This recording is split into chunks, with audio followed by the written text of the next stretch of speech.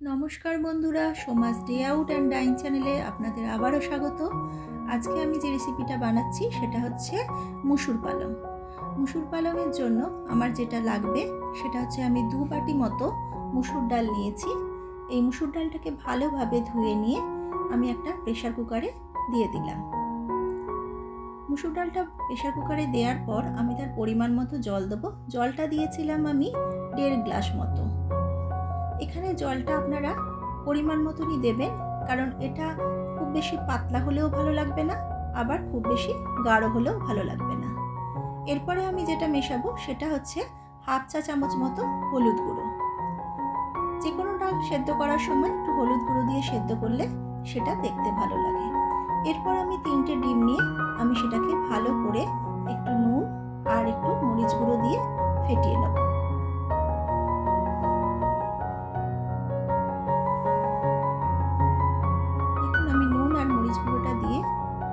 নিলাম।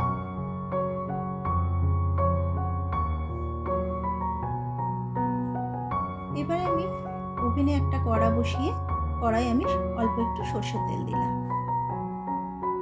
সরষের তেলটা গরম হতে হতে আমার যে ফেটানো ডিমটা ছিল সেটা আমি ভালো করে একটা ভুজিয়া বানিয়ে নেব। ভালো করে নাড়াচাড়া করে ডিমটা আমি ভুজিয়া বানিয়ে নেব। এই মুসুর পালংটা কিন্তু খেতে খুবই সুস্বাদু। আপনারা এটা করে খেয়ে দেখবেন যে কত ভালো লাগছে। ডিমটা দেখুন এদিকে ভুজিয়া হয়ে এসেছে। আমি এবার এটাকে কড়া থেকে তুলে নেব। এবার কড়ায় আরো একটু সরষের তেল মেশাবো। তেলটা গরম হতে হতে আমি এর মধ্যে যেটা দেব সেটা হচ্ছে একটা তেজপাতা, একটা গোটা শুকনো লঙ্কা আর হাফ চা চামচ মতো জিরে গুঁড়ো। এটা দেওয়ার পর এটা একটু ভাজা ভাজা হলে আমি 3টে মিডিয়াম সাইজ পেঁয়াজ কুচিয়ে রেখেছিলাম সেটা এর মধ্যে অ্যাড করে দিলাম। এবার এটা ভালোভাবে নাড়াচাড়া করে পেঁয়াজটা একটু ভাজা ভাজা করব। পেঁয়াজটা একটু ভাজা ভাজা হতে হতে আমি যেটা করে রেখেছিলাম সেটা হচ্ছে এর মধ্যে অ্যাড করব 1 চা চামচ মতো রসুন কুচি দিয়ে পেঁয়াজটাকে আমি আবারও ভাজতে থাকবো এবং রসুনটাও। যেই ভাজা ভাজা হয়ে আসবে এর মধ্যে আমি 2 চা চামচ মতো আমি আদা রসুনের পেস্ট অ্যাড করলাম। আমি কিন্তু এখানে রসুন কুচিও দিয়েছি, আদা রসুনের পেস্টও দিয়েছি এবং পরিমাণ মতো নুন দিয়ে আমি এটা খুব ভালো করে ভাজবো। তারপরে আমি 3টে মিডিয়াম সাইজের টমেটোকে কুচিয়ে রেখেছিলাম সেটা এর মধ্যে অ্যাড করে আমি 3 মিনিট মতো কভার করে রেখেছিলাম। 3 মিনিট পর দেখুন কভারটা খুলে মোটামুটি সবই সেদ্ধ হয়ে গেছে। পেঁয়াজ রসুন টমেটোগুলো আমি আরেকবার খুন্তি দিয়ে ভালো করে নাড়াচাড়া করে নিলাম। এখানে নাড়াচাড়া করার পর আমি এর মধ্যে যেটা দেব সেটা হচ্ছে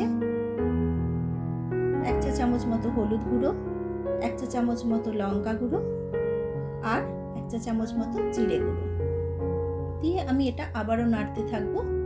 দেখুন কি সুন্দর একটা কালার এসেছে এবং মশলাটা যতক্ষণ না ভাজা ভাজা হয় আমি এইভাবেই নাড়তে থাকবো এবং মশলাটা থেকে যখন তেল ছেড়ে দেবে তখন আমি এখানে 300 গ্রাম পালং শাককে ভালো করে ধুয়ে জল ছড়িয়ে রেখেছিলাম।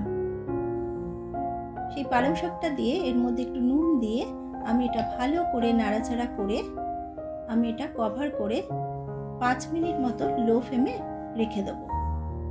দেখুন ভালো করে নাড়াচাড়া করে নিয়েছি। এবার 5 মিনিট মতো লো ফ্লেমে রাখার পর সেটাকে খুলে দেখুন একদম শাকটাও খুব সুন্দর সেদ্ধ হয়ে গেছে।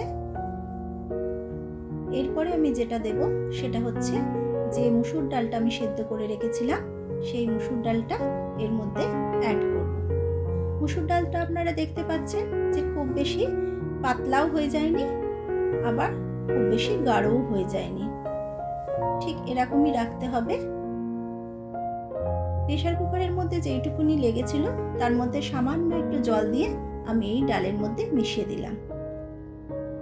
দেখুন থিকনেসটা ঠিক এরকমই আসবে আর কালারটাও কি সুন্দর এসেছে দেখুন। তাও আমার পুরো রান্নাটা হয়নি, তার মধ্যে কি সুন্দর একটা কালার চলে এসেছে। এরপরে আমি এটা 3 মিনিট কভার করে রেখেছিলাম। 3 মিনিট পর আমি কভারটা খুলে এর মধ্যে আমি যেটা মেশাবো 1 চা চামচ মতো চিনি আর হাফ চা চামচ মতো কসুরি মেথি দিয়ে দেবো।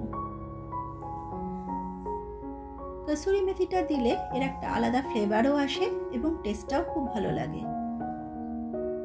আমি কিন্তু এটা বারবারই নাড়তে থাকবো, নালে কড়াতে লেগে যেতে পারে, যেহেতু ডাল তো সেই জন্যে।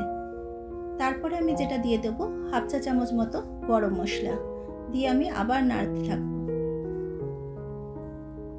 মোটামুটি আমার হয়ে এসেছে। আমি ভালোভাবে নাড়িয়ে এর মধ্যে আমি উপর দিয়ে যেটা দেব সেটা হচ্ছে ডিম ভুজিয়াটা, যেটা করে রেখেছিলাম সেই ডিম ভুজিয়াটা। ডিম ভুজিয়াটা দেওয়ার পর আমি এর মধ্যে কিছুটা ধনেপাতা কুচি ছড়িয়ে দেব। ধনেপাতাটা দিয়ে আর 1 চা চামচ বাটার দিয়েও ভালো করে নাড়তে থাকবো। দেখুন নাড়তে নাড়তেই আমার এই রেসিপিটা তৈরি হয়ে গেল। এরপর আমি এটা সার্ভ করব হচ্ছে একটু বাটার দিয়ে। 1 চা চামচ মতো বাটার এর ওপরে দিয়ে দেবেন। এটা খেতে খুবই টেস্টি। এটা ভাতের সাথে ভালো লাগবে না, আপনারা লুচি, পরোটা বা রুটির সাথে এটা খেতে পারেন। এটা একটা খুবই টেস্টি একটা পদ। দেখুন আমি 1 চা চামচ বাটার দিয়ে দিলাম। এরপরে আমি ওপর দিয়ে একটু ফ্রেশ ক্রিমও ছড়িয়ে দেব। আমার এই রেসিপিটা আপনাদের যদি ভালো লেগে থাকে তাহলে আমার চ্যানেলটাকে লাইক করবেন এবং একটা সাবস্ক্রাইব করে দেবেন।